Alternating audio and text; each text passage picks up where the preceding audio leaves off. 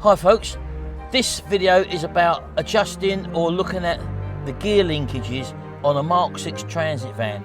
I've got a problem with my gear selections at the moment and I'm going to try and sort that problem out. So let's come and have a look with me. See you in a minute.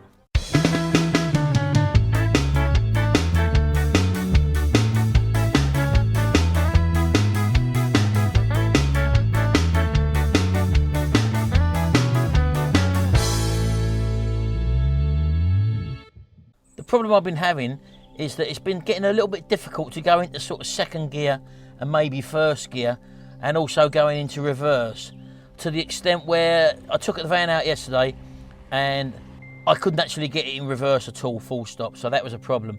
I could get first gear, no problem. Second gear was a bit of a problem. Third and fourth gear seemed to be okay.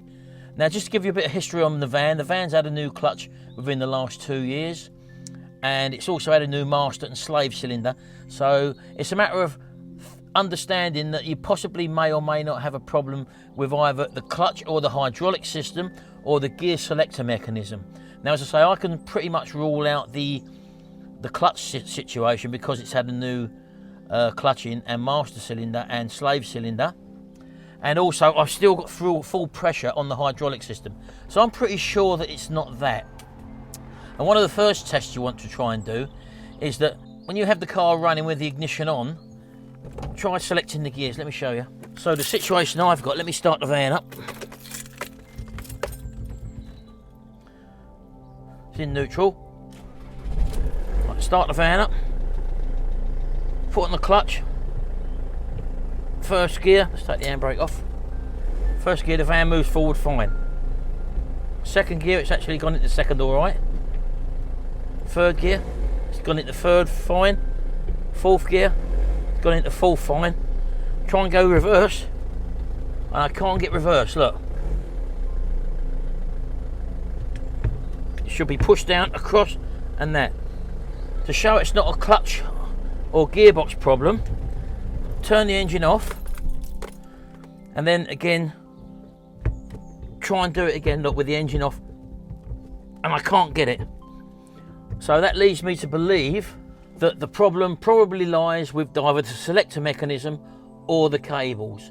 And I don't know which one is which at the moment, so it could be quite a few things. It could be apparently the grey cable, which can shrink apparently.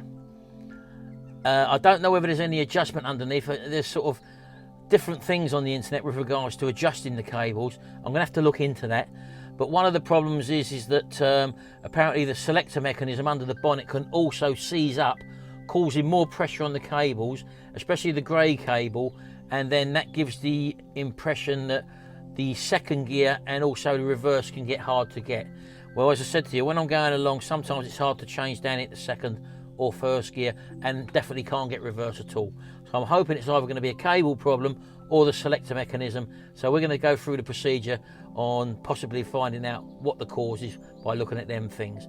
I'm rubbing out the gearbox, as I said to you, because when the van's running, I've got good pressure, and I know I've had a new clutch and 2 new master cylinders, so I'm presuming that the hydraulic system's okay. So I'm going to look under the bonnet first and show you where the gear selector is and where the cables connect under there.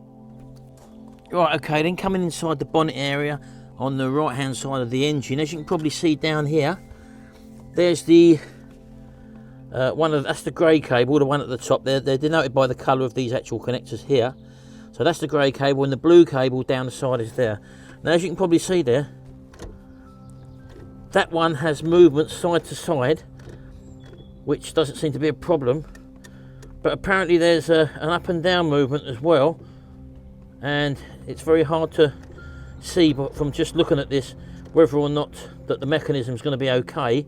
So first thing I'm going to do basically is, apparently the inside of this, there can be some there's a bolt that can shear off that can drop inside the gearbox. So although I may have a cable issue, I want to take this out just to make sure that this unit's working okay. And apparently it's 6 bolts. You can see probably one and a couple of them there. There's 6 bolts around this. Disconnect the cables, and to do that, all you've got to do apparently is press in these 2 little clips there, and then lift the cable off, and the same with the one on the side there. So I'm just going to do that now, and I'll see you in a minute. Right, okay then, so just so that we can get a good understanding of what's actually going on, I want to do a little test, and I'm going to show you what I'm going to actually do. And it requires 2 people. One of us to sit in the cab and move the gear stick, and one of us just to stand here and watch so that we can see exactly what's happening. So, right, I've got my glamorous helper here, Sharon, okay? And what I want you to do is, when I say, I want you to go from first, second, third, fourth, fifth, and then reverse, okay? So I'm going to go around to the engine bay now and get her to select all the gears so that we can actually see what's going on. Right, okay, so here's the selector. Right, Shao, put it in neutral. So can you see what's happening there in neutral? Keep wiggling it. At the back, the blue cable is the one that's sort of going from side to side. Right, okay, you're in neutral. Put it in the first gear. Right, first gear pulls that back. Second. Third. Fourth. Fifth. Right, now try and go in reverse. Right, now it won't go in reverse, so what I'm going to show you people is reverse apparently is one of the longest throws, and if the grey cable is either shrunk or this mechanism is sticky, what will happen is that, right, you're in neutral, try and go in reverse again, sorry, and it's not going, is it? Right, I'm just going to put my hand under here, you won't be able to see this maybe, and just lift. Will it go in reverse now? Now, did you see that? It's just gone in reverse now. So basically, it can either be a sticky mechanism via the selector, or the cable is too short. In other words, it's been compressed. And that happens when you can't get second gear. So say, put it back in neutral. Put it in second gear. As you can see, is it gone in second gear all right? Second gear is another one which means it's forcing this way, that mechanism. And because it's gone in second gear okay, now put it in reverse, which is in and across, don't forget. Right, now it won't go. Now that brings in this other cable and the shaft, which comes up in the air. So I'm just going to lift up. Keep trying to get in reverse, yeah? There you go. I've just lifted it up and it's gone into reverse. So that tells me, because it goes into second gear, which is very similar to reverse, second gear goes on all right, but on the lower level. When you go to reverse, it lifts up. Now that shows me that I've possibly got a sticking shaft on this selector mechanism, and as a result of that, I'm going to need to take the selector mechanism out and find out why I'm not getting full selection on that shot. In other words, put it back in neutral. Neutral drops that shaft up and down. Look, can you see that? She's wiggling it from side to side, and that shaft's going up and down via the little cable. That's the little cable at the end. Now put it in reverse again. Won't go, no. I'm lifting, and now do it. Yes. Reverse is fine. So that's what I think. I think I've got a problem with my selector cable, and as a result of that, it is sticking, and that's what's causing the issue. So I've got to take that out now, and that means disconnecting these 2 cables. So I'm going to whip this out now by taking the 6 bolts which hold it in around the peripheral there and removing these 2 cables. Oh, right, okay. Problem I've come up against is that on the internet, every explanation I've seen about getting this selector mechanism out from the gearbox just says take out the 6 bolts, the 6 10mm bolts. Well, I've managed to get 5 of them out using various extensions. As you can see here.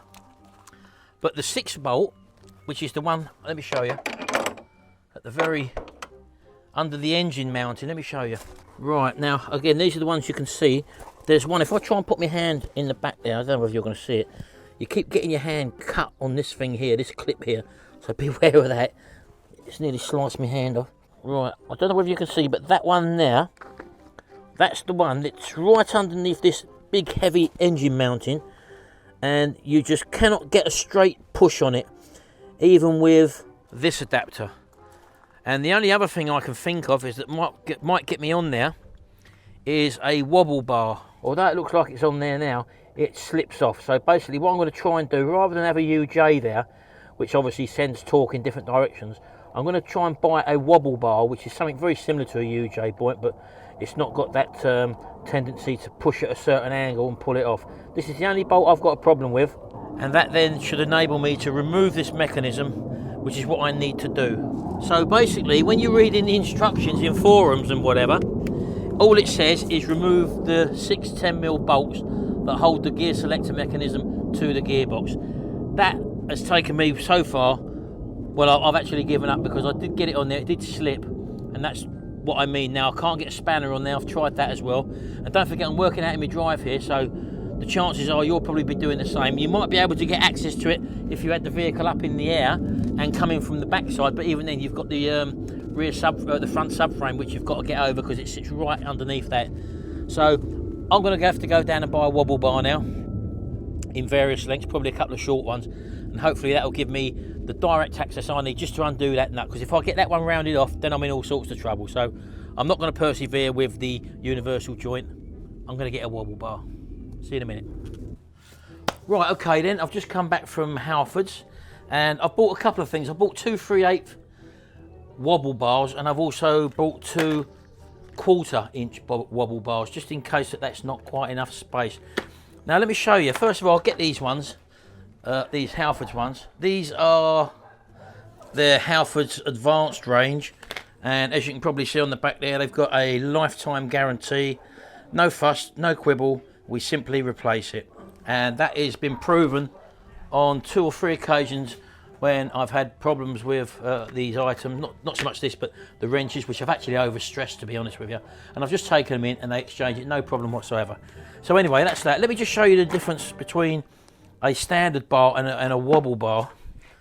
Well, first of all, if we look at that's a standard 3/8 drive extension, and as you can see, it's got square sides on it all the way around, and that's a wobble bar one.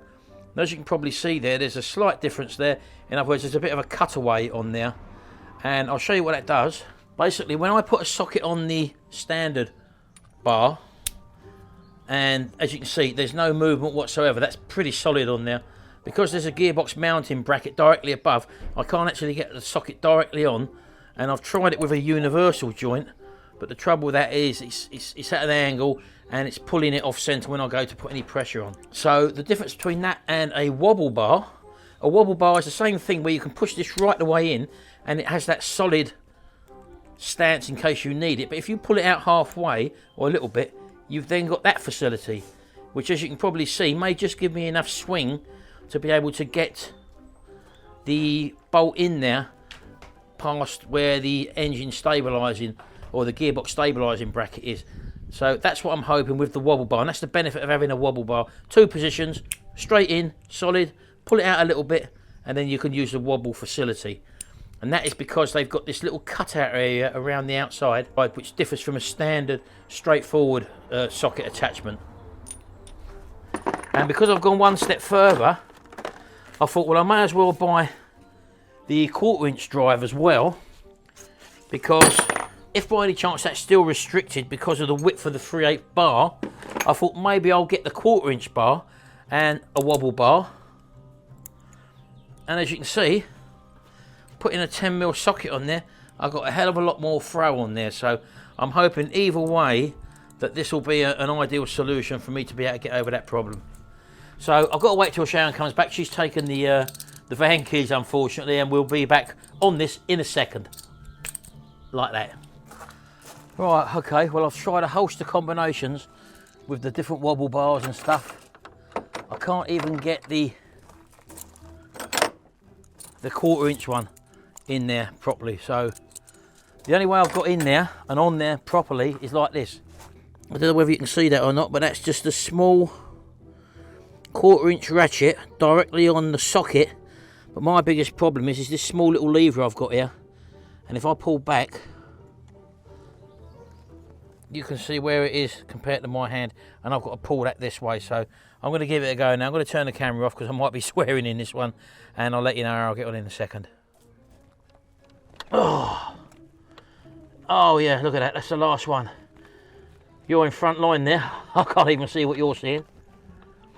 Oh God, that was absolutely terrible. And as I say, the last opportunity this was, and I had to knock that socket on with the wrench just to tap it on, because where I tried to undo it before, it had burred the edges round on the socket. So let me try and get this off now. Look, hold on. Let's get the socket off. Bear with me. Still bloody too tight, isn't it? I've got to put it back on again. Right, let me undo this anyway. Oh, catch me. And for God's sake, when you do this, or if you do this, that bracket there, when you slide your hand down in there, you're going to rip the back of your hand up like I've done there, and it's really painful. So watch out for that. But the reason being, as I said, that you can't, or I've caused all this problem, is this big blinking engine bracket there, which bolts onto the gearbox support bracket. So if that was out of the way, it'd be a whole lot easier. But I'm just going to undo that bolt now that you can see that I've actually undone it, and we should be able to pull this whole mechanism off now. So that's what I'm going to do now. Right, okay, here we are. Oh God, that was the last one, and as you can see there, I had to wedge that socket on. Look, it won't even come off because of the awkwardness of the situation, and without the right tools, that was the bit that was rounded off there, and you'd never get that off. That's how I managed to do it, with just putting that on there. So there you go, that's that awkward one right at the back. Now I've undone the cables. Now technically speaking, this should just pull out now. So let me try and set the little torch up. Now it may be stuck down, I don't know, so I'm just going to have to give it a wiggle. Oh, there we go. There we go. Now we've got the, there's a vacuum tube down the back here that bolts onto the connector. There's the electrical connector there, which I've got to unplug now, so I'm just going to try and do that now. There's supposed to be a vacuum tube on there, but there's not a tube on there apparently, so I don't know what that is. Now I'm thinking that, oh, there we go, it's just come out. There we go, there's a clip either side of that and it just pulls out. Let's get that torch out of the way. And hopefully now, there we go. I'm going to have to put you back on the on the stand for a minute. Let's spin that round by 45 degrees. And hopefully, God, just everything's in your way. There we go. There we go. Come on. There we go. There it is. There's our gear selector mechanism. So let's take this into the log cabin and see what we got, and see where we think the problem may lie with this. Oh, right. Okay, here we go. This is the offending article. And if you ever get to this stage, you've done well, believe me. It's that last screw, or that last bolt rather, that is the problem. Now, as we know, this thing moves through two separate planes. One is that way, which we seem to have full access to. That's the grey cable. And the other one here moves the shaft up and down. But I don't know whether you can see or not, but everything seems too tight. In other words, it looks like that shaft, this shaft which goes up and down, is what I think seems to be causing our problem. Because as you can see, look, it doesn't seem to be moving up and down freely. So you may have heard people talk about the pinion screw, or the pin screw inside, where they're referring to this one here. Because once you start putting extra pressure on here, as you can see, that's in a selection of a gear at the moment. There's the gears there, so you've got probably 1, 2, 3, 4, 5, and then a reverse. So by moving that into the neutral position, you should be able to move this one up and down. Let's keep it in the neutral position. Bear with me. So by keeping the big one, the grey cable, in that position, the neutral position, you then should be able to move this one up and down. Now that way, coming in, it's very, very graunchy. And as you can see, that's where we seem to have an issue to open the gate to possibly, look, so that I'm not getting full movement there, look. That's on the blue cable. And what most people tend to do is to sort of, yeah, there you go, it pulled up then. But I really had to force that by pulling it through that last one. Then that opens up this little thing, that little spring tension there, and then allows me to go into reverse gear. As you can probably see there, look, that's reverse gear. So the problem lies with this shaft being stiff, and this is the grey cable, which when you try to push that into reverse, it actually compresses that grey cable. You might have heard people say that it goes that way round. That it's shortening the cable. Well, that's because that you're pushing the cable, pushing against that, and it's not engaging. And that's the fault of this one, or this shaft here, sticking. As you can see, look. And if I pull it a bit more, here we go, I've just pulled it, then you can get the full throw to get it into reverse. So that's the problem. This is the problem, not the cables. I could have probably changed the cables. A lot of people say that the grey cable is the problem and it's out of adjustment or not. Right, so the problem here is that basically this shaft going through the middle is actually stiff and not creating the full movement. That's not the grey cable shaft, that's the blue cable which pulls that shaft in and out. So if we look at the location of the thing when it's actually in the vehicle, it sits like that. So when you plug it into reverse, this cable pulls, or it should pull, the blue cable should pull the gate right across to that spring, yeah, and then as you can see it's seized up. I need to put extra pressure on it so that it goes across the gate. When it goes across the gate, it will then go into reverse. And my problem, as I said to you, is that this shaft connected to the blue cable isn't going in and out correctly. And as a result of that, that can cause damage to your grey cable by compressing, by you trying to force it in. And one of the other things that can happen as well is that it can cause this bolt in here to shear. And if that drops into your gearbox, you're in all sorts of trouble. So if you've got a problem with your gearbox not going into reverse or possibly second gear, definitely reverse. This wouldn't go into reverse whatsoever.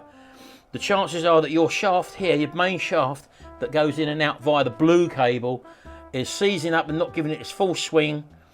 And you can do that by having someone sit in the car, you trying to select reverse gear, and if it doesn't go in, just try either pushing this across first of all.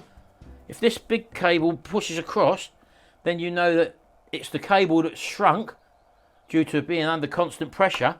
But if you give this a lift up, and then it then lift and pull at the same time, and it then goes into reverse, you know that you've got a problem with this unit, which is this shaft is not going in and out fully, which basically means you're going to have to take this out and either refurbish this, change it for an exchange unit, or buy a new one. They're quite dear to buy new. I'm going to try and strip this down and repair it by lubricating it. Right, so rather than strip all this apart and put new bearings in, I'm going to try and lubricate the bearings, and literally just take these two clips off here that hold the electrical contacts on. So that's just a matter of prising these little clips off there, one either side. And if you've been on to forums and YouTube, you've probably seen people take this off and fill this up with oil. Well, I'm going to do the same and see if it makes any difference. I'm going to take that off now, and as you can probably see in there, this is probably the cause of the matter. Let's have a look in there. Look, can you actually see the rust on that shaft in there? So I would guarantee that that's the problem, what's caused this to happen. So we've just got to lubricate well in there, move it in and about, and then make sure that it's running freely. So initially I'm just going to get in there with the WD first of all, just to hopefully get things moving, and put that in its neutral position and pull it backwards and forwards. Agitate that, give it a bit of a scrape out in there, and also fill it with oil as well and do the same. So leave me to that, and once it's all lubricated I'll come back and I'll show you, if any, how better it is. Right, okay, so you can see I've got it in the vise now, and you can probably see better now. Before I couldn't push this shaft in at all, but as you can see now, look, it opens up. I can do it with one finger, look, and it opens up the little gate there for the reverse. So there's no problem with that at all. So now it's been lubricated by basically just squirting loads of stuff in there and agitating it backwards and forwards, just like that, moving it on full lock into the gears or whatever. So as you can see, look, that's reverse, no problem whatsoever. There we go. So basically this has now been repaired. Now you can strip these down and actually replace them and repair them. In this instance I'm not going to do that. This bolt here, I just want to check the tightness of this bolt here. There's nothing wrong with that whatsoever. That's nice and tight. I'm not going to disturb that because there's no need to. But this is the bolt they refer to, that head can shear off. That's if you're really having to push it into gear, blah, blah, and you've been doing that for a long period of time. I hadn't been doing it for a long period of time. Mine's only just gone, and as you can see now, it selects reverse easy. So that's now working fine. I'm now going to put it back in and then we'll test the gearbox. Don't forget, I've not altered any cables or anything. We're just going to put this back in now as it is once it's been cleaned. Right, okay then, all back together, and I've also put a gasket seal, some silicone sealing around that before I actually put it in. You didn't see me do that, but I've already done that. Right, so I haven't started it up yet. Everything seems to be moving freely, so I'm going to go inside now and try all the gears and see if we can get some movement, see if it all works. First of all, cold. First, second, third, fourth, fifth, in, cross and down. Feels like it's all there. Let's try it.